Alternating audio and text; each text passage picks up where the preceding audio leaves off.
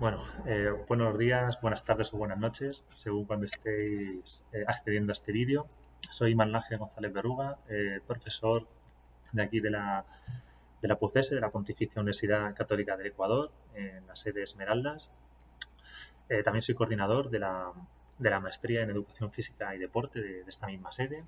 Y la ponencia de la que vengo a hablaros hoy está dentro del ciclo de actividades que estamos realizando para dar a conocer las maestrías, ¿no? En estas nuevas cortes que se van a abrir ahora en septiembre, en octubre de 2021. La idea era pues hacer como una especie de webinar, ¿no? Pues comentando un poquito lo que os vais a encontrar en las maestrías, pero bueno, sí que quería traer como algo diferente, algo nuevo y algo que también, que creo que es importante, ¿no? Para el, es importante conocer para el profesor de educación física y, y también relaciona un poco con esta idea que tengo de potenciar el tema de la filosofía, ¿no? Y la historia de las ideas dentro de la universidad aquí en la sede, dentro de la PUCE aquí en la sede Esmeralda, ¿no? Entonces, viendo estas dos ideas, ¿no? Encontrar algo importante, ¿no? Dentro del área de educación física y la idea de introducir pues la filosofía, ¿no? Dentro del ámbito universitario, aquí en Esmeraldas, traigo una ponencia eh, que lo que viene es a introducir la idea de deporte desde la perspectiva del materialismo filosófico de Gustavo Bueno. Gustavo Bueno en 2014 escribió un libro que tiene que ver con un curso de filosofía que dio. El libro se llama Ensayo de una definición filosófica de la idea de deporte. Se editó en 2014 y a través de este libro, ¿no? Pues se va a desarrollar la ponencia. Entonces, en un primer lugar vamos a introducir el materialismo filosófico de Gustavo Bueno, pero vamos a dar algunas pinceladas, no vamos a centrar a fondo, ¿no? Pues en alguno de los conceptos. A quien conozca la obra de Gustavo Bueno no va a encontrar ningún desarrollo a fondo de sus ideas, sino simplemente pues algunas ideas que nos permiten llegar a la conclusión, a una de las principales conclusiones que saca él en su obra, que es la idea de que no existe un concepto unívoco de deporte. Y esto es relevante para la educación física, sobre todo de la perspectiva de la educación física en el estado de Ecuador, ya que nos permite, claro, cuando no hay una idea unívoca de lo que es el deporte, claro, el deporte lo podemos utilizar dentro del aula de educación física de diferentes maneras, ¿no? Y ya el objetivo fin o último no tiene que ser este aprendizaje del deporte, las normas, las reglas, sino puede tener otros objetivos, ¿no? Entonces es lo que vamos a defender, cuál es la conclusión a la que vamos a llegar en esta comunicación, esta ponencia. Entonces, nada, por ir entrando en materia, el materialismo filosófico es una doctrina filosófica que presta atención a la materia que existe en todas sus formas. No reduce la materia a sus átomos, a los quarks o a las cuerdas, sino que tiene en cuenta la importancia de la interacción de cada cuerpo viviente que existe en la realidad. Es decir, los cuerpos existen y viven en la realidad e importan, ¿no? ¿Por qué? Porque influyen en la transformación de la materia en el espacio que cada uno ocupa, ¿no? O sea, cada uno, pues los cuerpos que existen tienen relaciones con otros cuerpos y esto pues influye, ¿no? En esta transformación que hay de la realidad. Entonces, ¿esto qué supone? Pues que el materialismo se sitúa en contra de la existencia de una materia viva incorpórea, ¿no? Es decir, que lo que no tiene cuerpo vivo no puede influir en la transformación de la materia. Esto es importante para ver ahora la distinción que hace Gustavo Bueno entre una perspectiva espiritualista y materialista del deporte. Claro, desde una perspectiva espiritualista, el deporte está relacionado con el ser humano creado por Dios, por lo que antes de este ser humano racional, pues nadie practicaba deporte. Claro, lo que se me ha gustado bueno es que con esta base, pues el deporte tiene su origen en los Juegos Olímpicos de Grecia como un culto religioso a los dioses y también un culto a este cuerpo esbelto y robusto que quería parecerse a estos dioses, ¿no? Esto va desapareciendo con la llegada de los romanos y el auge del cristianismo, eh, bueno, llegando a una edad media donde estas prácticas, esta actividad física, bueno, pues se totaliza a través de las justas y las cruzadas, que pues estas últimas cruzadas, como saben, pues también en nombre de Cristo, ¿no? Con la llegada del humanismo sí que se vuelve a recuperar la idea del cuerpo, y con la modernidad, llegando a la modernidad, sí que se hace necesario este control del cuerpo de los trabajadores a través de diferentes modalidades deportivas donde bueno, ya vuelven a emerger, o sea, emergen de nuevo, o sea, aparecen de nuevo los Juegos Olímpicos, pero ya se implantan como una filosofía de vida, ¿no? Que ya da sentido pues, a la vida de deportistas y atletas, tanto profesionales como no profesionales. Que de alguna manera esta filosofía de vida sustituye pues, a la religión. Eh, entonces, claro, bueno, en contra de esta perspectiva más espiritualista, pues está la perspectiva materialista que expone Gustavo Bueno, donde el deporte no emerge con el sujeto racional, sino que sigue el transcurso de la evolución del ser vivo, ¿no? O sea, desde el hombre pre-sapiens hasta el homo, del homo pre-sapiens hasta el homo sapiens. En este caso, lo importante ya no es este culto religioso a través del deporte, sino el control de los músculos del cuerpo que se hace a través del deporte, ¿no? El control de los músculos que el propio sujeto hace, ¿no? Cuando es consciente, ¿no? de su propio cuerpo. Entonces, los Juegos Olímpicos es la toma de conciencia de este control del cuerpo de unos hombres y de unos cuerpos por encima de otros, ¿no? Entonces, claro, en los Juegos Olímpicos, ¿quiénes participaban? Pues los hombres de la polis que eran libres con respecto a los esclavos, ¿no? Eh, entonces, claro, desde el materialismo, la idea que rige el deporte no es la ofrenda a los dioses, sino esa dominación de unos hombres por otros, ¿no? De esos hombres que son conscientes de su cuerpo, ¿no? Y son capaces de dominar a los otros. Estas sociedades esclavistas pues irán transformando en sociedades feudales, en sociedades colonialistas en la etapa moderna, y con la llegada de la sociedad industrial en el siglo XIX, pues el deporte será una forma de control de los cuerpos, así como a través de la implantación del deporte como filosofía de vida, ¿no? A través de los Juegos Olímpicos y también bueno, la democratización de la práctica deportiva que, como saben, pues todos está al alcance, ¿no? de mucha gente, ¿no? Cualquier tipo de práctica deportiva. Eh, entonces, bueno, claro, vamos a ver desde esa perspectiva materialista cómo nos encontramos actividades deportivas que han ido evolucionando de diferente manera dentro de lo que sería la región donde se sitúa ahora el Ecuador. Pero bueno, vamos a hacer un inciso. Antes de ver las manifestaciones deportivas para la región geográfica de América Latina y del Ecuador, eh, porque bueno, hay que señalar que es cierto que el deporte no ha existido siempre, ¿no? O sea, como señala Gustavo Bueno, el concepto de deporte surge en la Edad Media y expresaba la idea de diversión, ocio, esparcimiento entre personas en el idioma provenzal del siglo XI, que no era el término deporte, sino el término de portare, ¿no? Como esta expresión del ocio, esparcimiento. Que luego, bueno, de aquí, de esta expresión de portare, bueno, pues se deriva la palabra sport, ¿no? El idioma inglés, pero luego también en alemán y italiano, ¿no? Si lo buscáis, deporte en alemán e italiano es también sport. Y, pero bueno, siendo Gustavo Bueno, siguiendo el aporte de otro autor, Alabarces, claro, señala que las prácticas deportivas de la antigua Grecia o de las culturas precolombinas, que ahora vamos a señalar, no se pueden catalogar como deportes en sí, ¿no? Pero bueno, sí que hemos hecho este inciso, pero sí que hemos utilizado la palabra deporte un poco para ubicarnos, ¿no? Que además creo que expresa el sentido, ¿no? De lo que estamos expresando, eh, de lo que queremos expresar, ¿no? Entonces, bueno, claro, realmente en la historia del deporte nos encontramos con diferentes modalidades deportivas que han ido evolucionando de una forma u otra hasta llegar a los deportes oficiales o populares de hoy en día, ¿no? Con unas reglas y con unos clubs que se aglutinan, ¿no? Alrededor de ese deporte según la modalidad, ¿no? De fútbol, baloncesto, etcétera. Claro, la variabilidad de estas modalidades de actividad física y recreativas, que se incluyen bajo el concepto de deporte, nos impide encontrar un nexo común, ¿no? Que esto es una de las cosas que desde la perspectiva filosófica del concepto de deporte pues observa Gustavo Bueno, ¿no? Que no se puede dar pues una idea única y fija de lo que es el deporte.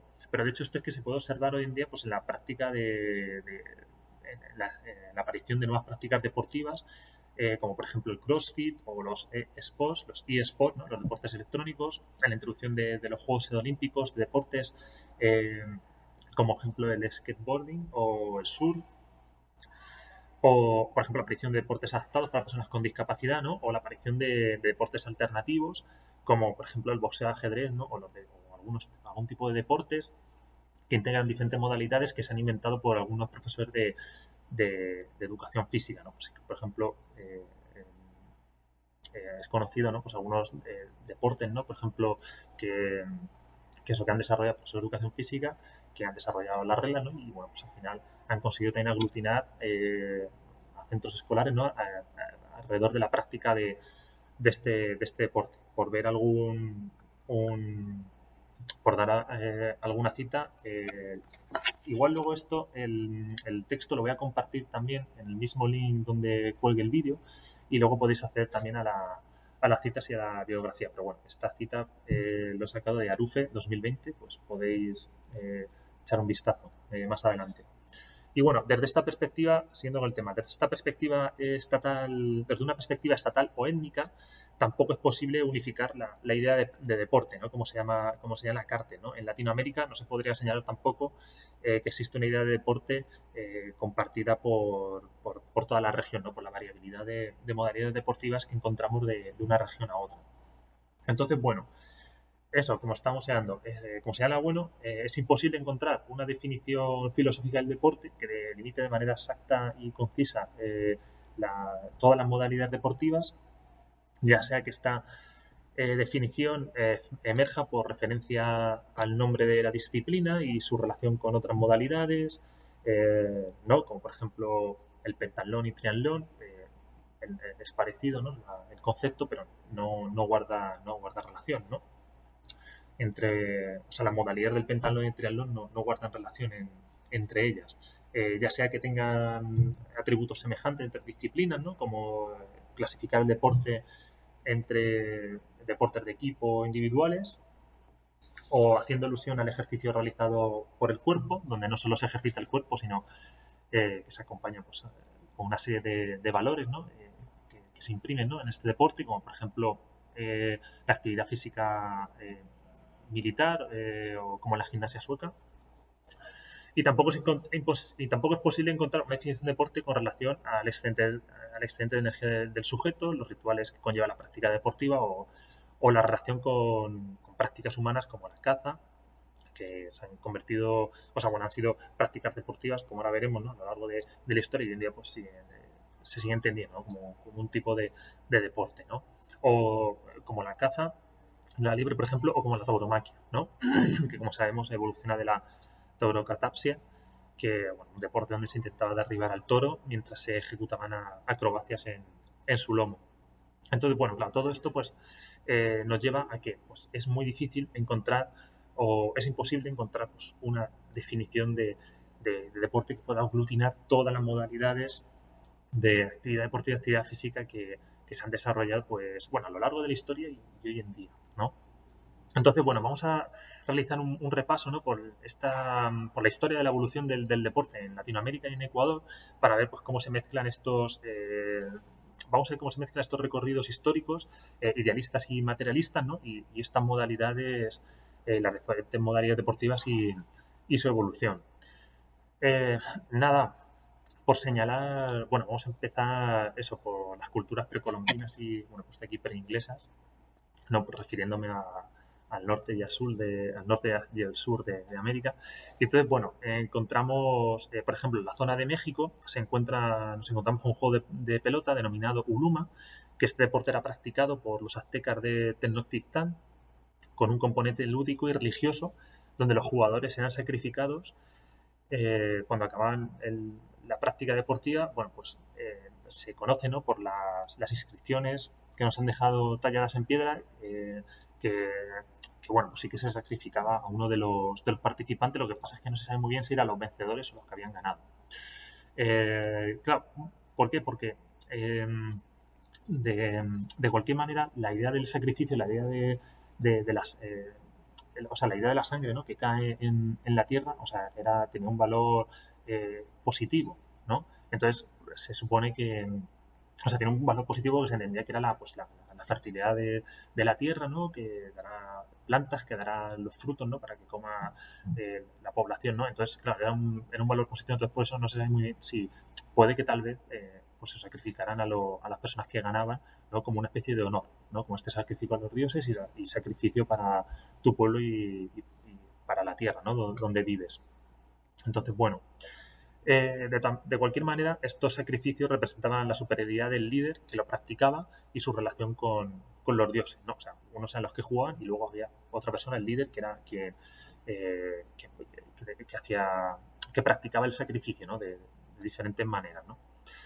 Y, y bueno, pues claro, esta perspectiva idealista guarda relación con este dominio de cuerpo de los esclavos, ya que solo podían participar gente de la nobleza, o sea, no podían participar cualquier persona en el juego de pelota, sino gente bueno, pues, de la nobleza bien posicionada, ¿no? Bueno, que pone en juego pues todas sus capacidades y sus competencias, ¿no? Un poco relacionado con lo que ocurría en la antigua Grecia, ¿no? Igual en Norteamérica también se observan indicios de prácticas deportivas relacionadas con la cultura y el culto a los dioses. Como señala Ramírez 2012, bueno, no me quiero meter en esto, pero igual, luego os dejaré el texto con la bibliografía y podéis ahondar un poquito, pues si nos metemos en todo esto no acabamos nunca. Entonces, eso, bueno, pues seguir. Otros ejemplos, por ejemplo, en Caribe encontramos que los taínos, taínos significaba buena persona, los indios taínos, practicaban un juego de pelota en un terreno rectangular cuyo objetivo es que la pelota no cayera al suelo.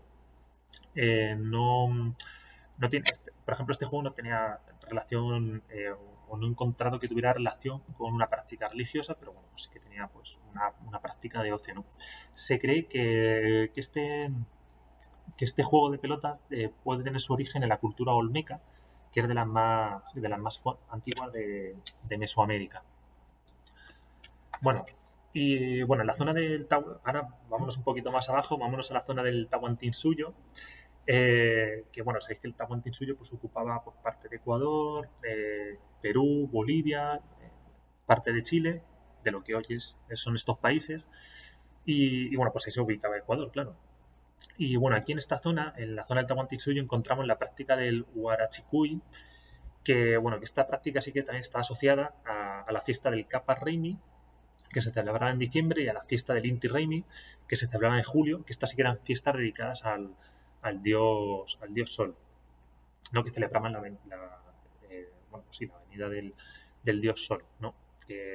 Bueno, que traía la buena nueva, ¿no? Para estas gentes, y no porque era el quien hacía que crecían los frutos, ¿no? De la tierra, etcétera, ¿no? O sea, era un símbolo era un símbolo positivo, ¿no? Este dios sol. Y bueno, esta práctica sobre todo se daba en Cuzco, en la capital del imperio, donde también se realizaban actividades similares a la caza. Y bueno, el objetivo de esta práctica, ¿no? La del Huarachicuy, era el paso de los hombres de la nobleza, el paso de los hombres que pertenecían a la nobleza, ¿no? De la juventud a la madurez. Y bueno, esta preparación física que desarrollaban los jóvenes, pues era acompañada de una serie de valores como el coraje, la valentía o la resistencia al sueño o al dolor.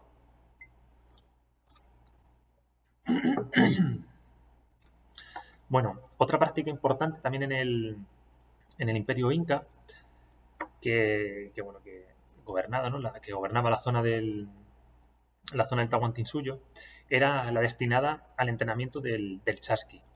Esta persona se elegía entre una población por sus capacidades físicas y por su memoria para ser el mensajero entre los caminos reales que unían el imperio. Entonces, bueno, la formación del chasqui consistía en un adiestramiento temprano, tanto en la carrera como en la lectura de los quipus.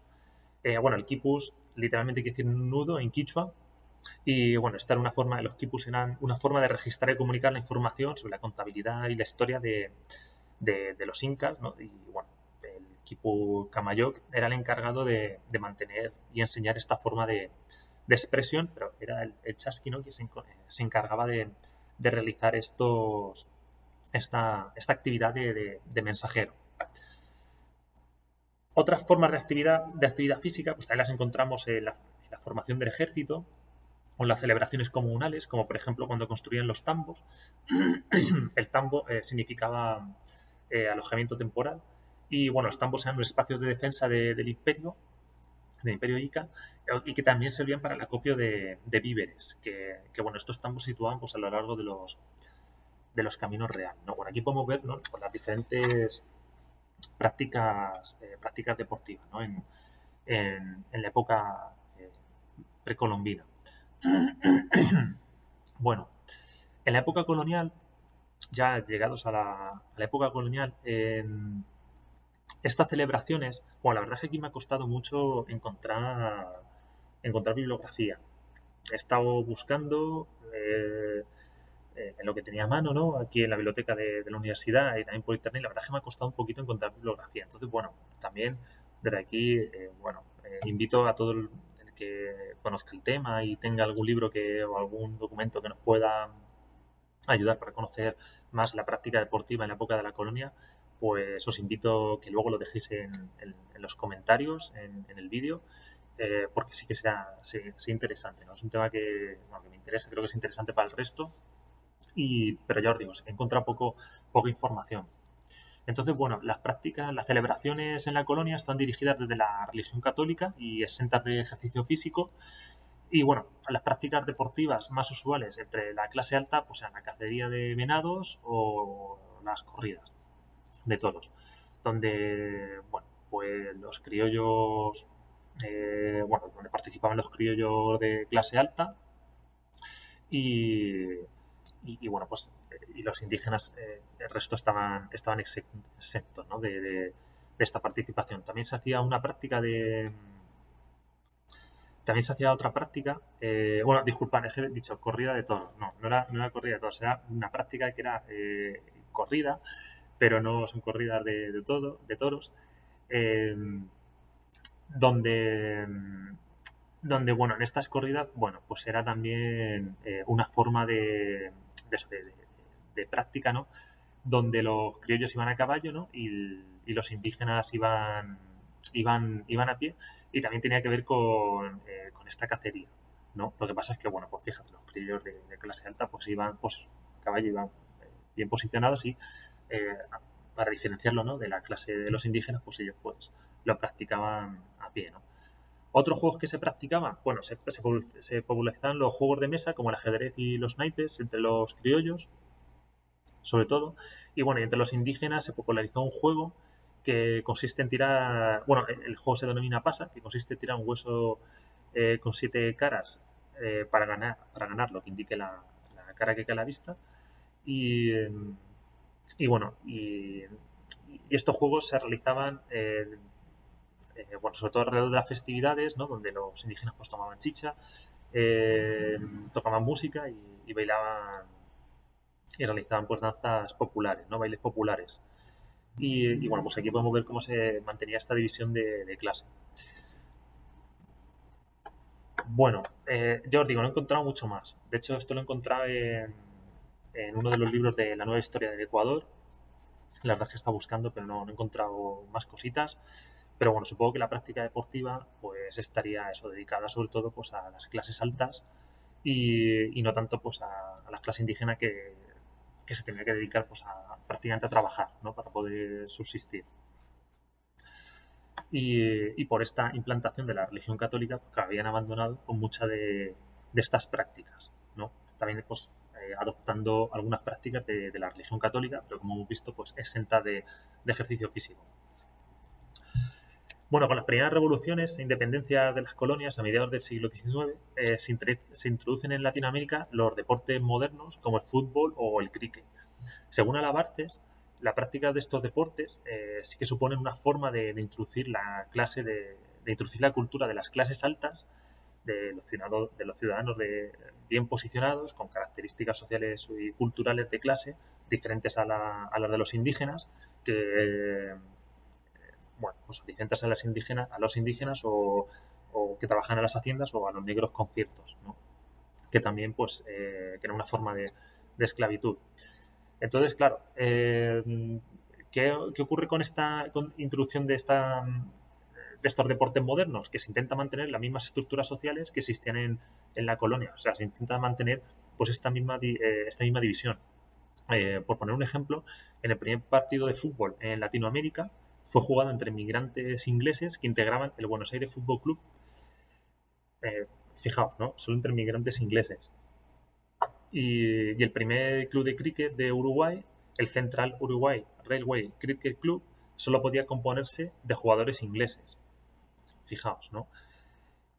Claro, estos deportes pues, gustaban una clase media alta que viajaba al extranjero, que se reconocía con estos valores, con esta disciplina, con este orden, con este rigor, ¿no? de los deportes.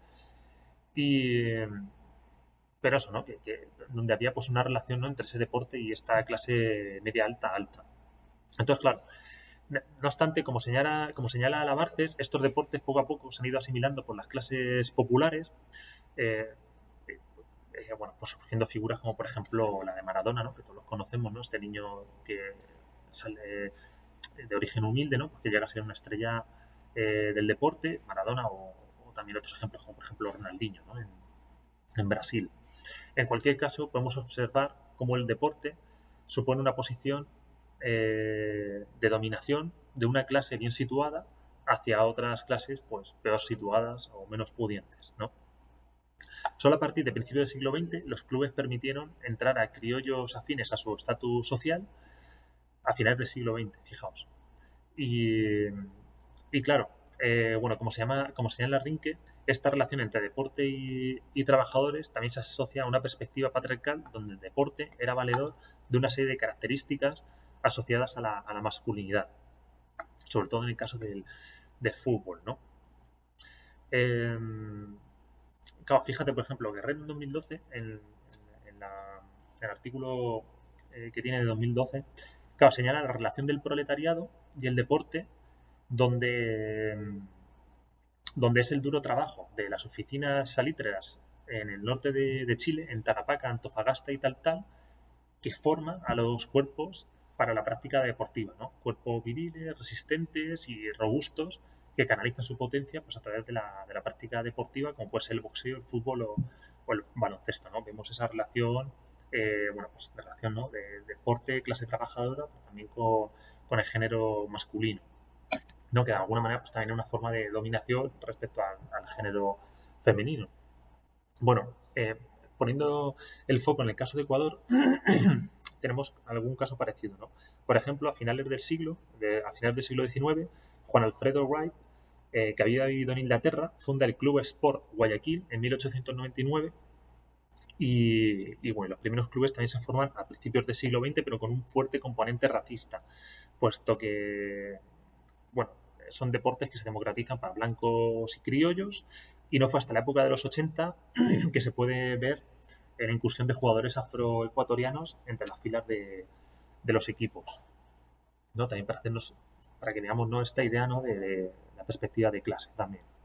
Entonces, bueno, un deporte más cercano a la cultura popular en Ecuador, que también se populariza sobre todo a principios bueno, pues sobre todo se tienen los primeros registros a principios del siglo XX, es el ecuavole, ¿no? Que, que bueno, por los registros que tenemos, sobre todo si accedemos a algunos textos de Galeano Terán, entonces, bueno, vemos sí que el ecuavole de alguna manera tiene una implantación más popular, ¿no? A partir de 1930 ya se ve ya se tiene registro, ¿no? de que este deporte empieza a darse, ¿no? en el Ecuador y, y el concepto de ecuavoli aparece en 1950. Bueno,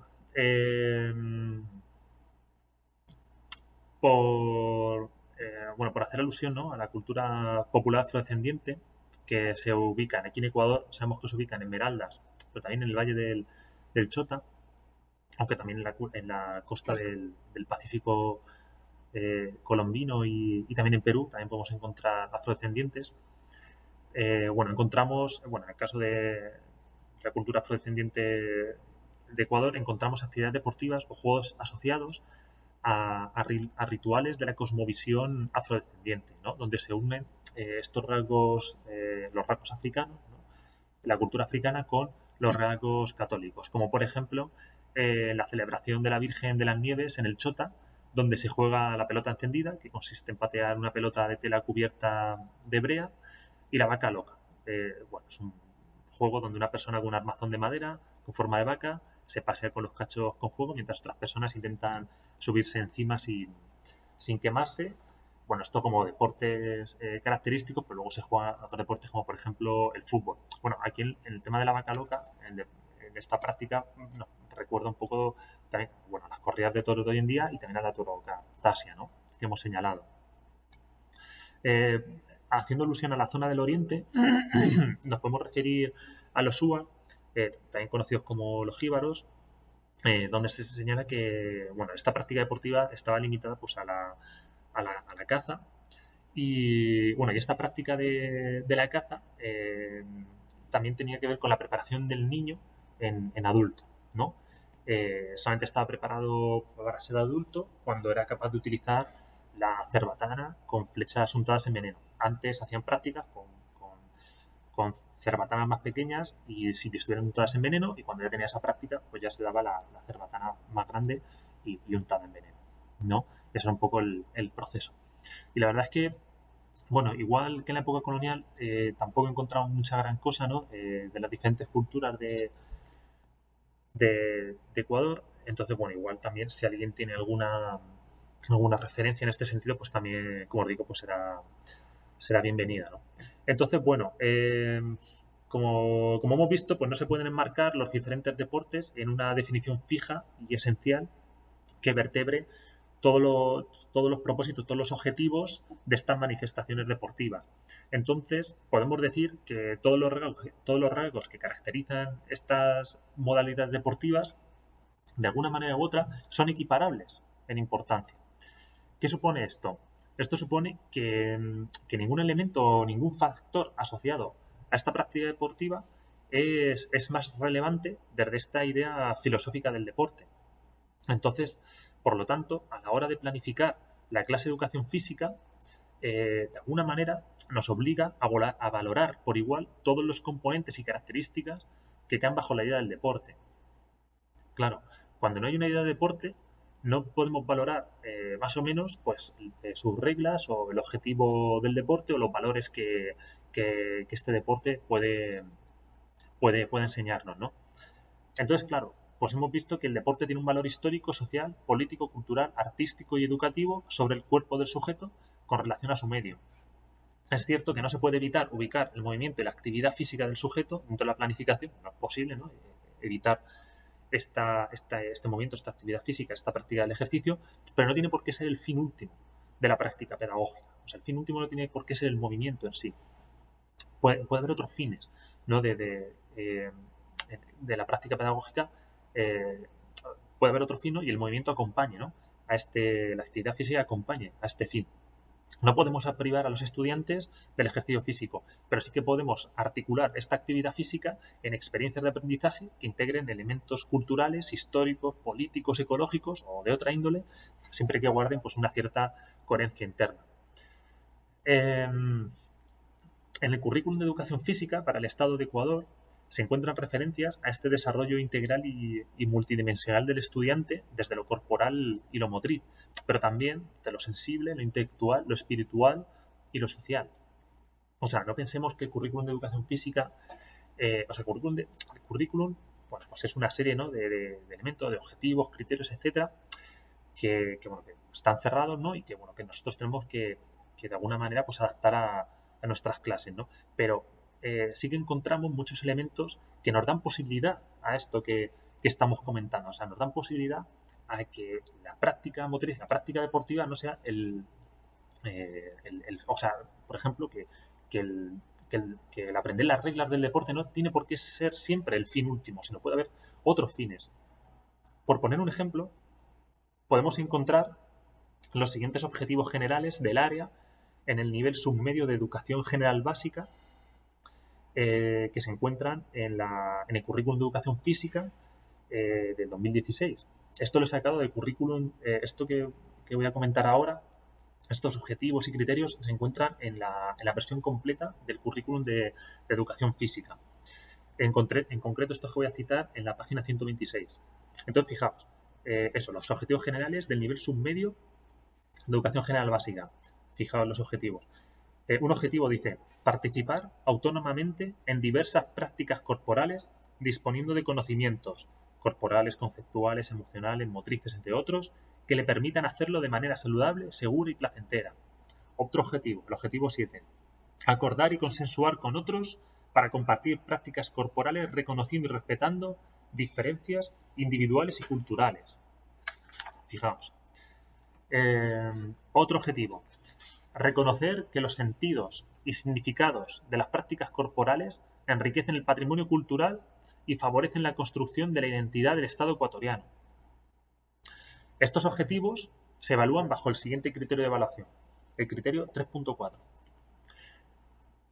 Criterio de evaluación. Construye individual y colectivamente composiciones expresivo-comunicativas de manera segura y colaborativa, reconociendo y valorando el aporte cultural de diversas manifestaciones expresivas de la propia región y de otras regiones a la riqueza nacional, utilizando y compartiendo con pares diferentes recursos, emociones, sensaciones, estados de ánimo, movimientos, experiencias previas, otros, y ajustando rítmicamente al ritmo musical y de pares la intencionalidad expresiva de sus movimientos durante la interpretación de mensajes escénicos o historias reales o ficticias ante diferentes públicos. Esto es el criterio de evaluación. Fijaos, ¿no? Fijaos que el criterio de evaluación tan amplio y que da margen para planificar desde diferentes perspectivas y saliéndonos de la planificación habitual de las clases de educación física para llegar pues, a otras experiencias de aprendizaje que contemplen pues eso, el patrimonio cultural, el patrimonio étnico, etcétera, ¿no? Bueno, patrimonio cultural y étnico es muy parecido, ¿no? Pero creo que se entiende, ¿no? Lo que quiero expresar, ¿no? Con esto, ¿no? O sea, no tenemos que centrarnos solo en el deporte en sí, sino o en la actividad física en sí, sino el objetivo, pues puede ser otro, ¿no? Pues, por ejemplo, aprender diferentes rituales deportivos culturales, ¿no? Asociados, pues, por ejemplo, lo que hemos contado, ¿no? A lo que hemos comentado que se realizaba en el Valle del Chota, por ejemplo, ¿no? Bueno, por seguir con algunos ejemplos. Fijaos, este criterio de evaluación se debe evaluar a través de las siguientes destrezas con criterios de desempeño considerados como imprescindibles. Fijaos, los criterios de desempeño que se consideran imprescindibles. Vivenciar, reconocer, valorar y respetar las manifestaciones expresivo-comunicativas propias y de otras regiones, vinculándolas con sus significados de origen, musical, vestimenta, lenguaje, entre otros, para comprender los aportes a la riqueza cultural. Fijaos qué criterio de desempeño tan potente, que además es que nos aparta de lo que podemos pensar que es la práctica pedagógica en educación física habitual, ¿no? De enseñanza del deporte, de enseñanza de una serie de juegos, etcétera. O sea, fijaos qué posibilidades nos da este criterio de desempeño. Otros ejemplos. Construir individualmente y con otros diferentes composiciones expresivo-comunicativas, reconociendo, percibiendo y seleccionando diferentes movimientos según la intencionalidad expresiva, lento, rápido, continuo, del mensaje a comunicar. Fijaos. Otro ejemplo de criterio imprescindible. Criterio de desempeño imprescindible. Reconocer los diferentes objetivos posibles, recreativo, mejora del desempeño propio, colectivo, de alto rendimiento, cuando se realizan prácticas corporales para poder decidir en cuáles elige participar fuera de las instituciones educativas, ¿no? Bueno, pues fijaos, ¿no? Estos criterios de desempeño que las posibilidades que nos dan. Y claro, los criterios imprescindibles de desempeño señalan lo que debe alcanzar un estudiante para no caer pues en riesgo de exclusión educativa por verse comprometido su proyecto de vida, ¿no? A lo largo de de la etapa escolar, ya que si estos aprendizajes no se alcanzan, pues es muy difícil alcanzarlos más adelante, ¿no? Esto es cómo define el criterio de imprescindible desempeño el currículum, ¿no? O sea, son elementos que si no se alcanzan ahora, es muy difícil alcanzarlos más adelante, ¿no? Es muy importante quedarnos con eso, ¿no? Y claro, fíjate, por ejemplo, la importancia que tiene pues el tema de adquirir todos estos valores culturales, ¿no? De estos valores asociados pues a una cultura, a unas prácticas, unos rituales, ¿no? Que tiene que ver pues con la propia comunidad, ¿no? O sea, si estamos dentro de una comunidad, tiene que ver con tu propia historia de vida y si estás aprendiendo de otras culturas, pues con la historia de vida de los otros, ¿no? A los que tenemos que interpretar, a los que tenemos que conocer, con los que tenemos que vivir, ¿no? Entonces, fijaos la importancia de esto, ¿no? En el sentido bueno, de alcanzar pues una educación que de alguna manera pues, nos permita vivir entre todos, ¿no? De manera democrática, ¿no? Y empezar a vivir de manera democrática tiene que ver con la idea de reconocer al otro, valorar al otro y respetar al otro, ¿no? Entonces, fijaos. Bueno,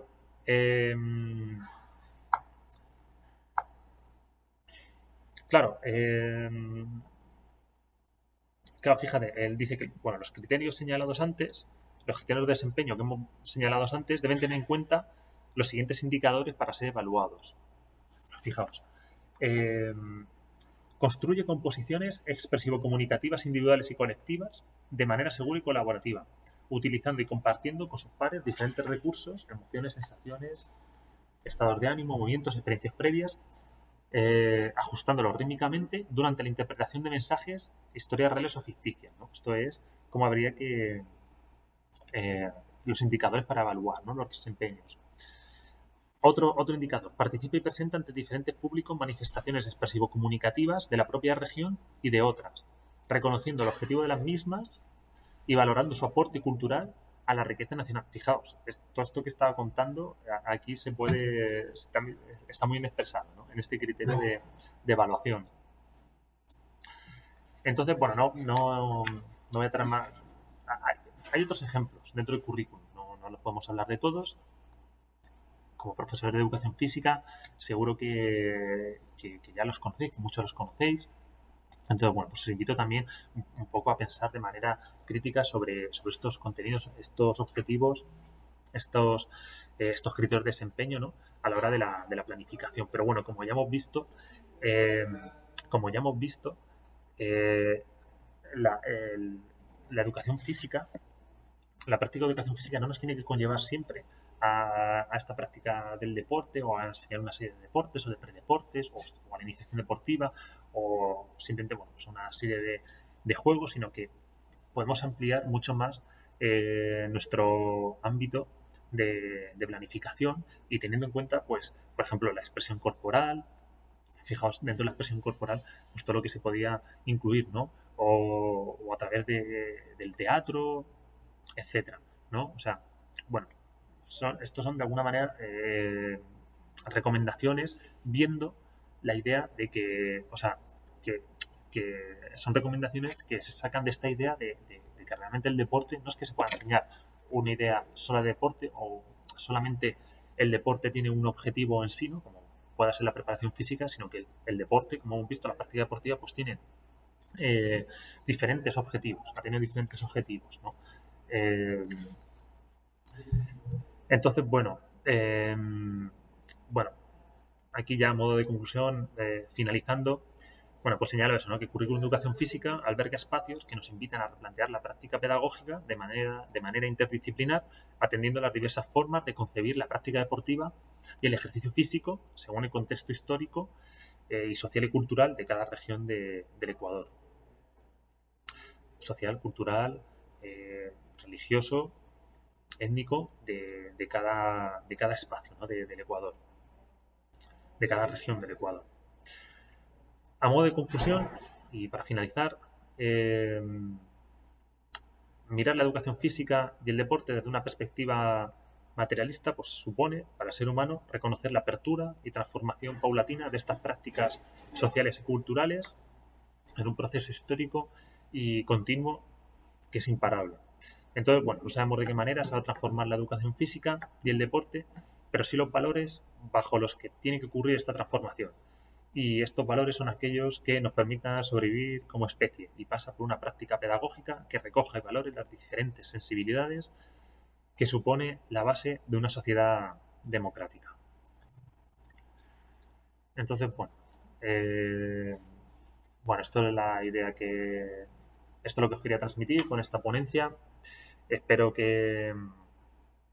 bueno, que hayáis recogido algunas ideas. Igual os voy a compartir el texto también en el vídeo en el vídeo de la ponencia.